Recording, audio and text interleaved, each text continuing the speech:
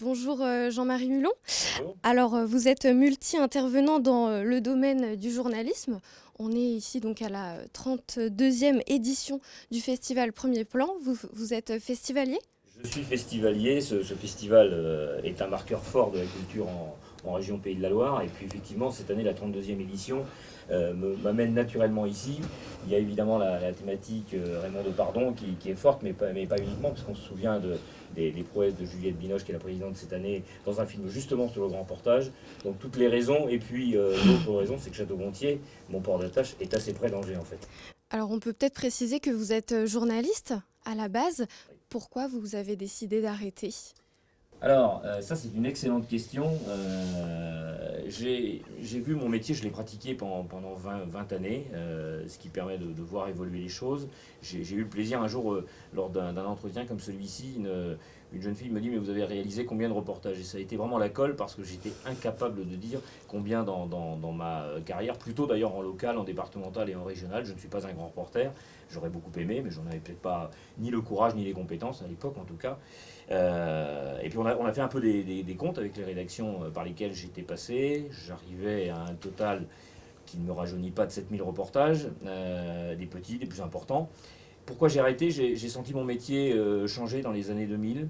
Je n'avais pas peur du changement, ça n'était pas le... Mais peut-être, comme le disait Jacques Brel, je crois que le jour où on n'a plus le trac, il ne faut plus rentrer en scène.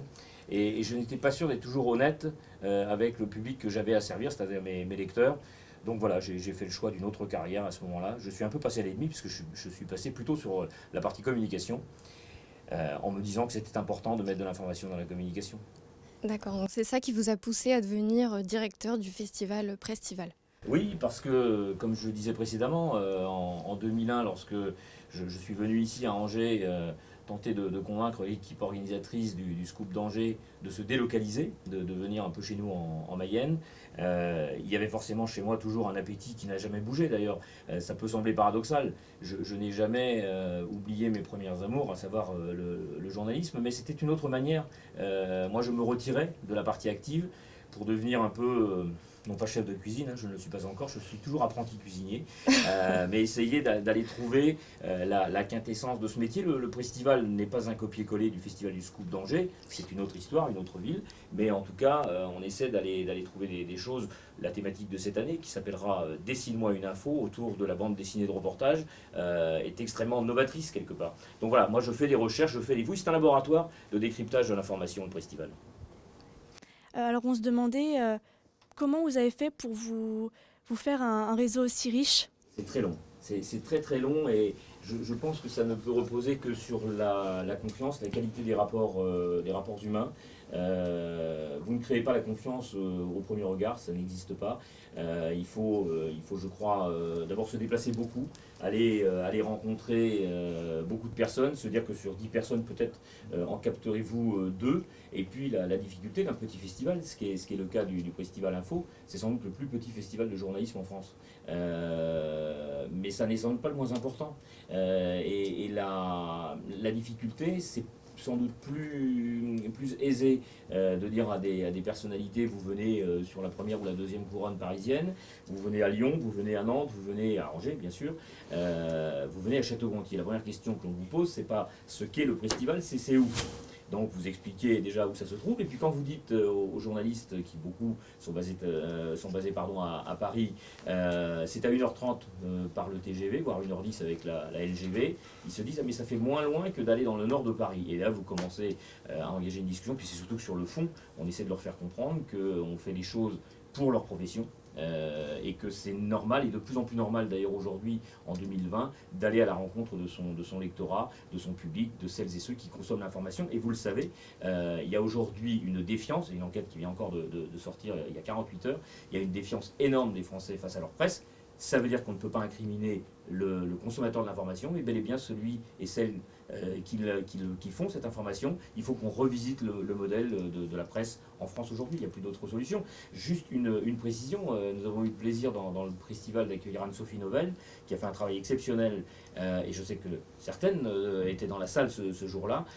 Voilà, c'est une analyse courageuse d'une journaliste sur le journalisme, et je pense qu'il va falloir qu'on fasse de plus en plus cela, sans se laisser happer par les réseaux sociaux qui parfois racontent tout et n'importe quoi, malgré l'efficacité de cet outil. D'accord. Alors, une autre question, plutôt par rapport au prochain festival, sur le thème, tout ce qui sera le dessin de presse.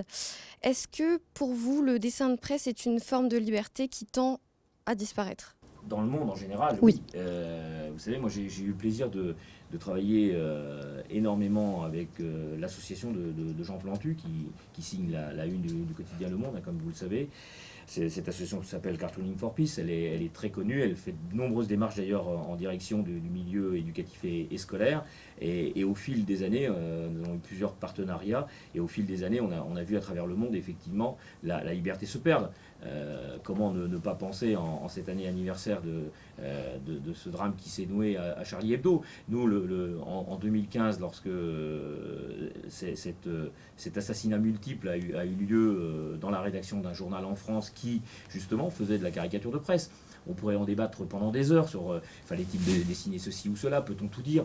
Moi je crois qu'il faut savoir tout dire, il faut tenter de ne jamais trop offenser, c'est toujours un long débat, mais en tout cas rien ne vaudra jamais la mort d'une femme ou d'un homme. Donc oui, il y a un recul aujourd'hui. Il reste des dessinateurs qui évidemment continuent d'être assez culottés, on va dire ça comme ça. Et heureusement, parce que je crois qu'il faut ce contre-pouvoir. Mais si nous sommes encore dans des pays relativement épargnés, je dis bien relativement, puisque je faisais écho tout de suite à cet assassinat en janvier 2015 dans la rédaction de Charlie Hebdo, et pas que là d'ailleurs, on est encore à peu près libre. Mais il y a des pays où on n'est plus du tout. Vous avez des dessinateurs de presse qui sont dans des prisons parce qu'ils ont dessiné. Et comme disait d'ailleurs Patrick Pelou, qui a été un de nos invités en 2015 sur le festival, c'est juste des petits bonhommes qui font rire théoriquement les dessins au départ. Est-ce que si on étend le dessin de presse à l'image, donc par exemple par le cinéma ou la photographie, est-ce qu'on pourrait associer on pourrait dire qu'ils ont le même rôle en fait, dessin de presse et image? Oui, et là vous entrez dans le cœur de nos réflexions 2020 avec la bande dessinée de reportage, parce qu'il y a effectivement le dessin de presse, on en parlera beaucoup cette année, on en parle tous les ans de toute manière, mais la bande dessinée de reportage a permis d'aller sans doute beaucoup plus loin. Je prendrai un titre de Colomba et d'Étienne Dabono, qui est un local ici, hein, sur les années un peu sombres du général de Gaulle. La France, évidemment, se souvient de Gaulle libérateur, etc. Mais il y a des années, comme chaque individu, on ne fait pas que des réussites. Eh bien, le bouquin de Colomba, qui a fait d'ailleurs couler beaucoup d'encre, hein, a permis, grâce à la bande dessinée de reportage, d'aller beaucoup plus loin dans la dénonciation. Vous avez sans doute, il ne nous aura pas échappé, parce que je sais que vous êtes des radars ambulants. Il y a un livre qui s'appelle Algues vertes, qui est paru il y a assez peu de temps, sur un scandale autour de la Bretagne. C'est absolument fabuleux, et moi je n'avais jamais vu, ni en vidéo, ni en texte, ni en image, un travail d'investigation aussi poussé.